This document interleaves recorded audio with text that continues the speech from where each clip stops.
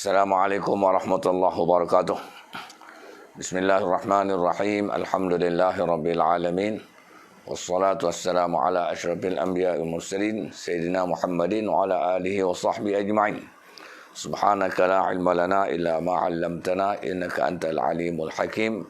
Rabbi shrah li sadri wa yassir li amri wahlul 'uqdatam min lisani yafqahu qawli. Saudara-saudari, tuan-tuan dan puan yang dirahmati Allah. Alhamdulillah, kita bersyukur banyak-banyak kehadrat Allah Subhanahu wa taala. Dengan izinnya sekali lagi kita dapat berkuliah di FB selepas kita menunaikan solat subuh, kewajipan pertama kita kepada Allah Subhanahu wa taala apabila kita bangun daripada tidur. Kuliah subuh pada pagi ini akan berkisar tentang memanfaatkan peluang terbaik yang diberikan oleh Allah Subhanahu wa taala. Ada 5 perkara yang disebut oleh Nabi sallallahu alaihi wasallam yang kita ini dituntut memanfaatkan dia. Kerana 5 perkara ini sampai satu masa dia akan hilang, digantikan dengan 5 perkara yang selain daripada itu.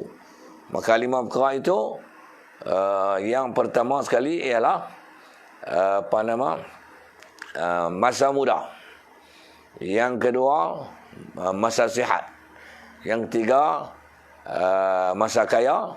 Yang keempat, masa lapang. Dan yang kelima, masa hidup. Dalam satu hadis Nabi SAW, baginda bersabda, "Ightanim khamsan qabla khamsin." Nabi kata, rebutlah 5 perkara sebelum tibanya 5 perkara. Yang pertama Nabi kata, syababaka qabla haramika. Rebutlah masa mudamu sebelum tiba masa tuamu. Wasihhataka qabla saqamika. Yang kedua Nabi kata, masa sihatmu sebelum datang masa sakitmu. Yang ketiga Nabi bersabda, wa ghinaka qabla faqrika. Masa kayamu sebelum datang masa fakirmu. Dan yang keempat, wa faraghaka qabla syughlika. Masa lapangmu sebelum tiba masa sibukmu. Dan yang kelima, wa hayataka qabla mautika. Masa hidupmu sebelum datang masa matimu. Jadi tuan-tuan dan puan-puan yang dirahmati Allah sekalian, 5 perkara yang sangat bernilai ini. Yang pertama kita fokus iaitu masa muda. Umur manusia ni dia bermula dengan muda, kemudian dia berakhir dengan tua sebelum dia mati. Ada setengah orang tak sampai tua pun mati dah lah. Nak cerita secara umum, kebanyakan majoriti manusia ini akan menamatkan riwayat hidupnya bila dia sempat melalui masa tua. Okay. Masa muda ni masa yang sangat berharga bagi orang yang sempat tua lah. Macam saya ni sudah dikira tua. Artinya saya telah melalui masa muda. Masa muda itu masa remaja, masa belia. Berapakah umur dikatakan muda ini? Muda ini disebut, kita tolak masa kanak-kanak tak kira ni. Iaitu permulaan orang itu mencapai umur baligh. Itu permulaan masa muda dia. Permulaan orang itu mencapai umur baligh. Kanak-kanak kita kira sebab dia tidak menjadi seorang yang mukallaf, tidak ditaklifkan oleh Allah Subhanahu wa taala untuk beramal soleh.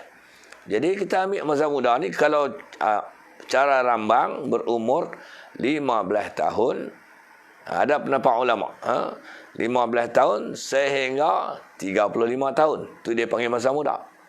Ada setengah pendapat kata umur muda ini di antara 15 hingga 40 tahun. Kalau 15 hingga 40 tahun, orang tu menikmati masa muda selama 25 tahun. Kalau 15 sehingga 35 tahun, bermakna orang itu menikmati masa muda selama 20 tahun.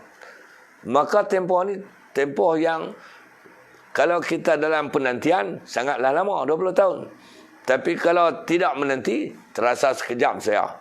Tiba-tiba umur dah 20 tahun. Ni masa muda tu dah 20 tahun. Kalau ikut Ibnu Qayyim, dia kata masa muda ni setakat 35 tahun saja. 35 tahun saja. 15 hingga 35. Ada pendapat yang kata sampai 40. Tak apalah, 20, 25 ni masa yang kalau dalam penantian sangatlah lama, tapi kalau tanpa penantian dia berlalu dengan cepat, dengan begitu pantas sekali. Sedap-sedap dah tua. Jadi masa muda ini, orang-orang yang sempat menikmati masa muda, saya yang cakap pada pagi ini dah tua lah. Kita dituntut untuk membanyakkan melakukan amal soleh masa muda ni. Sebab apa masa muda dituntut melakukan amal soleh banyak-banyak? Ada 2-3 sebab. Yang pertama, sebab tidak dapat dijamin adakah kita sempat hidup sampai masa tua. Sebab ajal maut ni ditentukan oleh Allah Subhanahu Wa Taala yang dirahsiakan, tidak diberitahu kepada kita.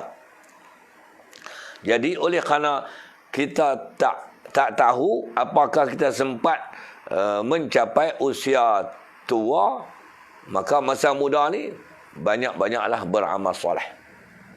Itu sebab yang pertama, sebab kita tak tahu apakah kita sempat mencapai usia tua. Banyaklah melakukan amal yang soleh.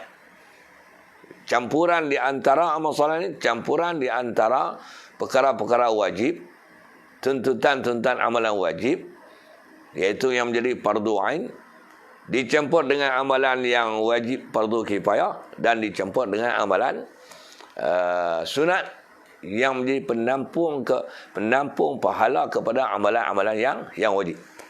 Ini masa muda. Kita buat sungguh-sungguh. Sebab tak dapat dijamin apakah sempat mencapai usia tua. Dan yang kedua, kalau Allah Ta'ala takdirkan kita sempat sampai masa tua, macam saya ni dah sempat lah, tapi masa muda dulu, semasa muda tu kita pulun habis-habisan. Kenapa? Kerana jika dibandingkan tua dengan muda, maka orang tua ni dia mula singgah lah penyakit tu mula singgah lah. Masa muda orang ada sikit buat tak ada. Masa tua ni ada darah tinggi, kecil manis. Lagi pak, kekuatan dah berkurang. Tidak seperti orang muda. Kalau orang muda lari saat tak ada apa, orang tua lari penat. Bawa aja angkat benda ni sikit sudah penat. Jadi sebab yang kedua, masa muda ni kita kena banyak beramal soleh, kerana orang muda ni ada kekuatan yang luar biasa, yang tidak ada lagi pada orang tua. Orang tua tu dulu ada, tapi telah hilang kekuatan itu. Telah hilang kekuatan itu. Kekuatan tenaga,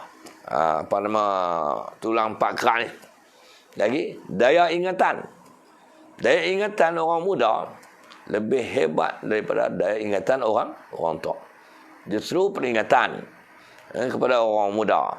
Penonton-penonton FB yang menonton tiga ni, kalau orang muda, ambil manfaat masa muda ni, banyakkan melakukan amal soleh. Kenapa? Kerana kita tak jamin kita sempat mencapai usia tua. Dan yang kedua, kerana apa? Kerana masa muda ni kita punya kekuatan yang luar biasa. Tidak seperti orang tua. Banyaklah melakukan amal soleh. Kerana apa? Kalaupun kita sempat mencapai usia tua, satu hari kita tak tangan atas dia. Silap aku. Dulu masa aku muda aku tak buat benda tu, aku tak buat benda ni, dan seumpamanya. Saya ambil satu contoh ibadat ibadat di Mekah, ibadat haji. Orang kalau dia boleh pergi haji masa dia muda, ternyata pelaksanaan ibadat haji dah lebih hebat daripada orang tua kalau dia pergi masa muda. Tapi dengan syarat dia pergi tu dibekalkan dengan ilmu ibadat yang cukup. Kalau ilmu tak cukup, kalah boleh kat orang tua lah. Jadi kita tengok orang muda, dia buat ibadat haji, nak banding dengan orang tua, Allah. Kita ambil ibadat yang pergerakan banyak, tawaf dan sa'i. Cuba tengok di Mekah, macam mana orang tua yang tawaf, jalan pelan-pelan, tak apa nak darah. Kalau main sakit, tolak atas kursi roda. Dulu saya pergi Mekah buat haji kali pertama, Tahun 98, masa tu ada lagi orang hitam duduk tanggung orang yang tak sihat atas kepala.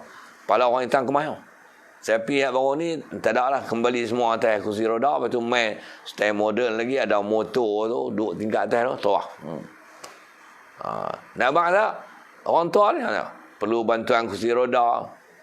Naik motor tu, kalau hijau saya ingat ni lah. Tingkat satu tu, tuah. Ataupun masih boleh berjalan, tapi perjalanan dia pelan. Orang muda dia tawaf 7 keliling sa'i. Begitu juga selepas pada tawaf, kita pergi nak sa'i. Dan sa'i itu 7 pusingan. Orang muda sat dah sampai. Habis sa'i. Orang tua sampai orang muda selesai minum yang Zam-Zam. Pak Long tinggal lagi berapa lagi? Berapa keliling? Lagi 3. Yang berapa lagi? Saya habis daripada tadi ya. Pasal apa? Derai. Itulah orang muda. Jadi, wahai orang-orang muda, manfaatkan masa muda untuk beribadat bersungguh-sungguh sebelum tiba masa tua. Bila tiba masa tua, buat ibadat tak? Buat, bukan tak buat. Cuma dia tidak sekuat zaman dia muda dulu. Tang buat tu tak buatlah, sebab ibadat ni tuntutan sepanjang hayat.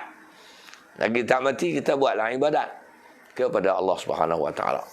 Dalam konteks kehidupan dunia, dalam bab mencari rezeki ni pula, orang muda lah, masa muda dia pulun kerja sungguh-sungguh.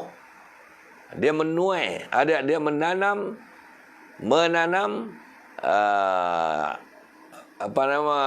pekerjaan tu, buat modal dan mengumpul harta begitulah lebih kurang.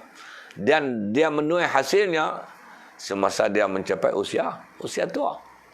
Itu satu. Jadi kita jangan sia-siakan masa muda kita.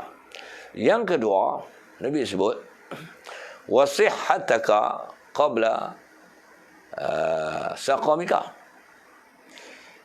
Rebutlah masa sihatmu sebelum datang masa sakitmu. Sihat Allah Ta'ala bagi, sakit pun Allah Ta'ala bagi. Sihat adalah nikmat, sakit adalah ujian. Ada hikmah sakit tu, dan ada faedah di sebalik sihat. Maka semasa seseorang itu sihat, di antara tuntutan yang dituntut kepada dia melakukannya, nombor satu, hubungan dia dengan Allah, melaksanakan ibadah kepada Allah Subhanahu Wa Taala. Jadi masa kita sihat, buatlah amalan banyak-banyak. Sebab apa? Sebab sakit, amalan walaupun kita buat, tetapi kualiti, mutu ibadat semasa sakit tak sama dengan mutu ibadat masa kita sihat. Saya ambil 2-3 contoh. Semayang. Saya ambil semayang. Orang kalau dia sihat, dia boleh semayang berdiri. Dia boleh semayang berdiri kalau dia sihat. Tapi kalau dia sakit, kalaupun dia masih boleh berdiri, tetapi dia tak dapat berdiri lama. Dia berdiri sekejap sahaja. Dengan sebab itu, kalau dia jadi makmum di belakang imam, maka kalau imam baca panjang sekali, dia meloreh duduk. Itu kalau boleh gagah berdiri. Lagi, ada setengah orang sakit itu, berdiri sudah tak boleh. Maka dia semayang duduk. Di situ nampak je lah, kelihatan. Orang yang semayang duduk dengan orang yang semayang berdiri. Sebab apa satu orang dia semayang berdiri? Sebab dia sihat. Sebab apa seorang lagi dia semayang duduk? Sebab dia sakit. Nampak tak? Tak sama. Itu contoh semayang. Kalau dia sakit lagi teruk, berbaring. Kita tengok contoh semayang berjemaah di masjid ataupun surau. Orang yang sihat, dia dapat pergi masjid atau surau untuk melakukan solat berjamaah. Kalau hari seminggu dan seminggu itu hari Jumaat, maka orang yang sihat dia boleh pergi sembahyang Jumaat di masjid. Sebab apa? Sebab dia sihat. Tetapi kalau seseorang itu bila dah sakit, kemampuan berjalan sudah terhad, hanya boleh muzinlah rumah saja, maka dia tak boleh pergi masjid lah untuk sembahyang Jumaat. Tak fardu ain saja tu. Ketika itu dia sudah dikecualikan. Lagi, dia tak dapat pulang alik harian ke masjid atau surau untuk berjamaah solat fardu dengan ahli-ahli jemaah yang sihat. Jadi, kita ni Sebelum tiba masa tu lah. Tadi dekat dengan orang muda, ni dekat dengan tanpa batasan umur. Semasa kita duduk sihat, duduk sihat ni, buatlah amal ibadat banyak-banyak. Beringat. Sebab kita tak tahu. Jangan kita kata, aku sihat, tak sakit apa. Tak tentu. Sakit ni dia nak main. Kadang-kadang kita duduk mereka main. Duduk makan gula banyak-banyak. Dia kena sakit mana. Kadang-kadang tak ada apa. Allah Ta'ala nak bagi sakit. Sakit. Tu hak Allah Ta'ala. Jadi, masa kita sihat ni, buatlah amal ibadat banyak-banyak. Ibadat apa? Semayang, baca Quran, pergi masjid. Masjid tu ada kaitan dengan ibadat lagi. Nak buat haji pun pergi lah. Nak pergi buat umrah pergi lah. Dan duduk terlentak tempat tidur nak pergi buat umrah lah. Buatlah ibadat banyak-banyak. Masa kita sihat. Kemudian yang ketiga, sihat. Kemudian yang ketiga Nabi kata, wa ghinaka qabla faqrika. Masa berharta, masa kaya. Kalau mesti kaya sampai jadi billionaire, mana berada lah. Berada ni maksudnya amal ibadat yang dikaitkan dengan masa kaya ni tak lain tak bukan amal ibadat yang menggunakan harta. Amal ibadat yang wajib adalah membayar zakat. Yang kedua bersedekah, menderma, infak dan seumpamanya lagi. Banyak jenis ibadat yang nak guna harta ni. Okey. Adakah seseorang yang Allah Ta'ala beri kat dia kekayaan, bahawa dia dapat menjamin kekayaan dia tu akan kekal sampai dia mati? Tidak. Allah boleh ambil bila-bila masa. Allah boleh ambil bila-bila masa. Okey. Amal ibadat yang menggunakan harta semasa kita kaya, apa dia? Zakat tu sama telah lah. Sebab dia kewajipan rukun Islam. Zakat. Lagi ni, saya nak menjurus kepada yang sunat-sunat ni. Jadi, sebelum kita sakit, dan juga sebelum kita mati, siapa yang benar-benar kaya ni, nombor satu, saya nasihat, buatlah ibadat dengan menggunakan harta. Yang ibadat itu bila kita dah mati, pahala masih sampai. Apa dah? Nombor satu, waqaf. Waqaf. Siapa yang waqaf ni, harta dia dihukum sebagai amal jariah. Dia dihukum sebagai amal jariah. Dalam satu hadis Nabi sebut, Iza mata ibnu Adam inqata'a amaluhu illa min salas. Bila mati saja anak Adam, terputus habis pahala amalannya melainkan 3 perkara. Satu dia panggil sadaqatin jariyah. Sedekah jariah. Sedekah jariah tu iaitu kita menggunakan harta kita. Sedekah jariah seperti waqaf. Bila kita mati, harta yang kita sedekahkan itu, orang masih ambil manfaat. Sedangkan kita dah lama mati.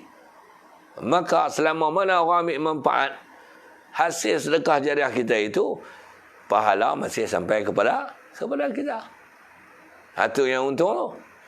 Sebab tu saya sangat kagum dengan orang kaya yang mewakafkan tanahnya untuk dibuat masjid, untuk kegunaan Islam, rumah anak yatim dan seumpamanya. Itu kita mati pahala duk sampai. Dan kita mati pahala berhentilah, sedekah tu orang ambil manfaat, maka Allah tak apalah kita mendekati orang miskin. Jamu ni pak makan. Kekayaan ni. Hari-hari. Kalau kaya betul ni, boleh infak harta hari-hari. Tak ada masalah. Lah ni nak derma ke payah mana? Dulu nak kena berjumpa orang. Lah kalau kita tak jumpa orang, kita boleh derma. Kita pegang telefon bimbit kita tu, gunakan aplikasi yang dikhususkan. Kita ada account bank tu dalam telefon bimbit tu. Kita tengok WhatsApp tu orang minta derma buat surau ni. Dia tulis dalam akaun bank dia. Gitu. Lepas tu ada orang sakit terlantar di hospital, memerlukan bantuan dan sokongan, kita pun kesian kat dia. Lepas tu ada nama akaun bank masjid nun di Pulau Pinang ke, di Ipoh ke, minta bantuan serong. Kita bukan payah mana. Payah yang subuh tengok apa nama iklan ataupun rayuan bantuan dan semuanya, kita pun pegang telefon kita tu, ambil tang maklumat bank kita pun send lah kat kawan tu. RM10 minta apa? Pergi hari-hari. Masuklah akaun surau perwajar RM10. Orang tahu, orang tak tahu tu cerita lain. Niat kita dengan Allah Ta'ala. Tak ada RM10. Mereka nak boleh buat apa? Kalau kawan tu RM10, kawan ni RM10, kawan tu RM50, kawan tu RM5 tu jadi dikumpul jumlah yang besar. Jadi derma infak ni lah ni orang boleh buat online. Tak ada masalah. Dulu kot lah nak kena pergi jumpa orang. Jadi masa kaya ni jangan kedekut. Bang tu lah. Masa kaya ni jangan kedekut.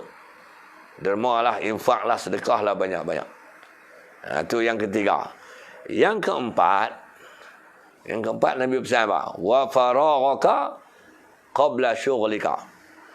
Masa lapangmu sebelum tiba masa sibukmu. Masa lapang. Kita ni dalam pusingan hidup kita, ada setengah orang dia lapang di awal, sibuk kemudian. Ada setengah orang dalam sehari itu ada masa lapang, ada masa sibuk. Ada setengah orang dalam sehari itu ada masa lapang, ada masa sibuk. Ada setengah orang dalam seminggu tu lapang, minggu depan sibuk. Maka dia bergantung kepada seseorang. Jadi sibuk ni dia akan meminimalkan amal ibadat kita kepada Allah Subhanahu Wa Taala. Ingat tu, bila kita dah sibuk, amal ibadat tak dapat dilakukan secara maksimal. Tapi kalau lapang, amal ibadat dapat dilakukan secara maksimal. Lapang. Jadi kadang-kadang lapang ni, kalau setengah orang tu dia ambil cuti, kalau dia kerja-kerjaan, dia ambil cuti, duduk saja di rumah, itu artinya lapang. Jangan rehat saja. Banyak melakukan amal ibadat. Jadi orang-orang yang sebelum tiba masa sibuk ni, kalau dia cuti banyak ataupun hari tu dia tak nak pergi mana-mana, itu adalah kelapangan waktu pada dia. Maka banyakkanlah amal soleh. Amal soleh ni semua orang tahu lah. Sembahyang, puasa, zakat, baca Quran, semua orang tahu. Itu amal soleh. Perbanyakkanlah amal soleh semasa kita lapang. Kenapa? Karena bila ada sibuk, tak dan. Bila ada sibuk, tak dan. Tapi janganlah kerana terlampau sibuk sehingga tinggal terus amalan soleh yang fardu ain. Itu tak boleh lah. Jangan tinggal terus. Tapi kalau lapang amalan fardu ain itu dia dapat lanjutkan dengan amalan yang sunat. Itu maksud dia. Jadi masa kita lapang, perbanyakkan amal soleh. Jangan main-main. Jangan kita duduk berangan-angan. Ke depan buat tak tentu lagi. Sesungguhnya nikmat lapang ni nikmat yang manusia sering lalai. Sebab tu dalam satu hadis Nabi sebut, ni'matani maghbunun fi katsirun fihima minan nas. As-sihhatu wal faragh. Ada dua nikmat manusia sering terpedaya. Terpedaya tu mana dia tertipu tu. Sehingga dia lupa, ghalib, tak buat ibadat. Apa dia? Dua nikmat tu as-sihhatu wal faragh. Nikmat sihat dan nikmat masa lapang. Jadi orang-orang yang cerdik, dia tidak akan membiarkan masa lapang berlalu begitu saja. Duduk gitu di rumah tak ada, duduk tu. Ambillah Quran baca. Lagi apa lagi? Dia lapang elok tu, orang azan. Ambillah sembahyang. Relax. Tak betul tu memang tak betul. Dan yang terakhir, Nabi sebut, wa hayataka qabla mautika. Masa hidupmu sebelum masa matimu. Ada tak di kalangan kita yang tahu bila nak mati? Tak tahu. Lepas tu orang kena hukum gantung. Orang hukum gantung dia tak tahu. Mahkamah jatuh hukum gantung. Mahkamah kata kamu disabitkan bersalah kerana membunuh orang. Mahkamah tiada pilihan melainkan menjatuhkan hukuman mati mandatori kepada kamu. Mahkamah tak abang esok. Dah tak abang. Nanti pengarah penjara tentukan bila nak mati.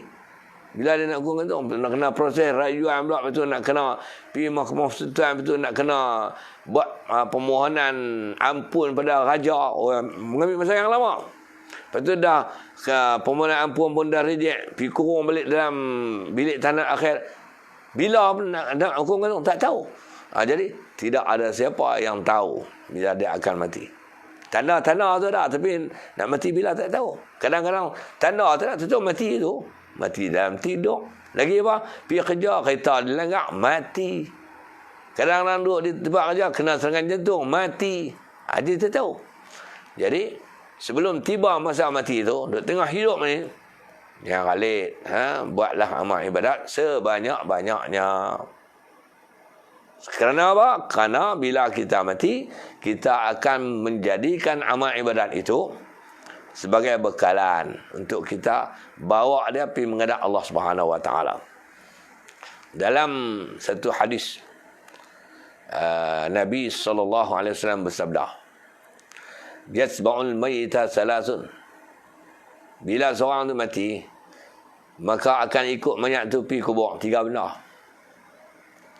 Nabi kata 3 benda akan ikut mayat pergi kubur. Yasba'ul mayyita salasun.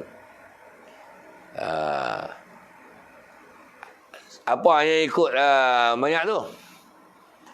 Dia kata Nabi kata fayarji'un sunani wa yabqa wahidun. Yang ikut mayat tu 3, 2 akan balik, tinggal 1. 2 akan balik, tinggal 1. Apa yang balik tu? Fayarji'u ahluhu wa maluh. Yang akan balik ahli keluarga dia dan juga harta benda dia. Ikut dia ada sebagian harta benda dia, ikut dia, mereka naik kereta dia pergi kubur. Yang akan balik ahli keluarga dia dan anak pinak dia. Anak dia pun pergi tolong timbul tanah di kuburan. Isteri dia pun duduk menangis. Cucu dia semualah ahli keluarga. Selesai pengebumian, mereka akan balik. Dan juga harta benda pun balik. Wa yabqa wahidun. Yang tinggal tu, iaitu wa yabqa amaluh. Yang duduk bersama dengan dia dalam kubur adalah amalannya.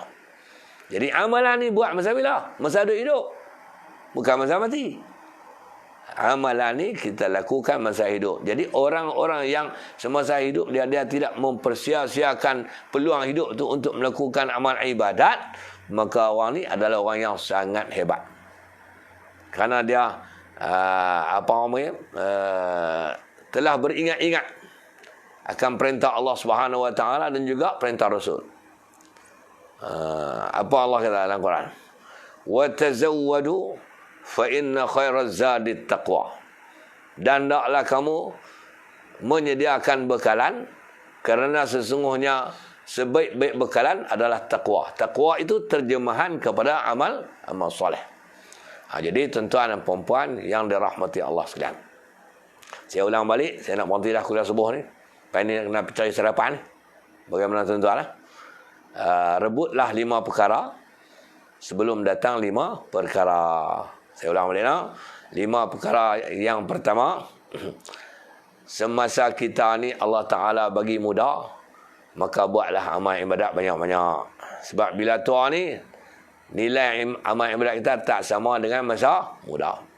Yang kedua, Allah Ta'ala bagi kat kita apa dah? Sihat. Maka manfaatlah masa sihat tu buat amal ibadat banyak-banyak. Bila sakit, jangan menyesal. Masa sihat dulu kita tak buat amal ibadat. Yang tiga, bagi orang-orang yang Allah Ta'ala kurniakan harta benda yang banyak, semasa ada harta benda yang banyak ni, maka berbaktilah kepada Allah dengan menginfakkan harta. Rajin menderma, rajin bersedekah, dan tidak lupa membayar zakat. Buat kenduri, jamu orang makan dan seumpamanya. Dan yang keempat, kalau kita ada banyak masa lapang, manfaatkanlah masa lapang itu dengan melakukan amal soleh banyak-banyak. Kerana bila kita dah sibuk, tak mungkin kita dapat melaksanakan amal soleh sebanyak-banyaknya. Dan yang terakhir, sementara kita masih diberi peluang untuk hidup di muka bumi Allah ini, maka jangan kita hidup macam binatang. Jangan kita hidup macam orang kafir. Kita kena hidup sebagai hamba Allah yang beriman, bertakwa. Maka peruntukkanlah masa untuk melakukan ibadat kepada Allah Subhanahu wa taala. Kerana bila kita dah mati, dulu kita hidup kita buat macam mati itu adalah kebahagiaan kepada kita. Permulaan bahagia dalam kubur sebab amal soleh menjadi peneman. Di antara yang menemannya adalah apa dia orang panggil? Bacaan Quran kita itulah. Dan dari akhirat amal soleh itu menyebabkan kita ditempatkan oleh Allah Subhanahu wa taala di dalam syurga yang penuh dengan segala nikmat yang dijanjikan oleh Allah kepada hamba-hambanya di dunia dengan syarat mereka bertakwa kepada Allah Subhanahu wa taala. Jadi kuliah subuh saya pagi ni tamat di sini. Minta maaf banyak-banyak kalau ada dah silap, salah dan silap. Di lain kesempatan kita boleh berjumpa lagi. Aqulu qawli hadza wa astaghfirullahal azim li wa lakum. Wassalamualaikum warahmatullahi wabarakatuh.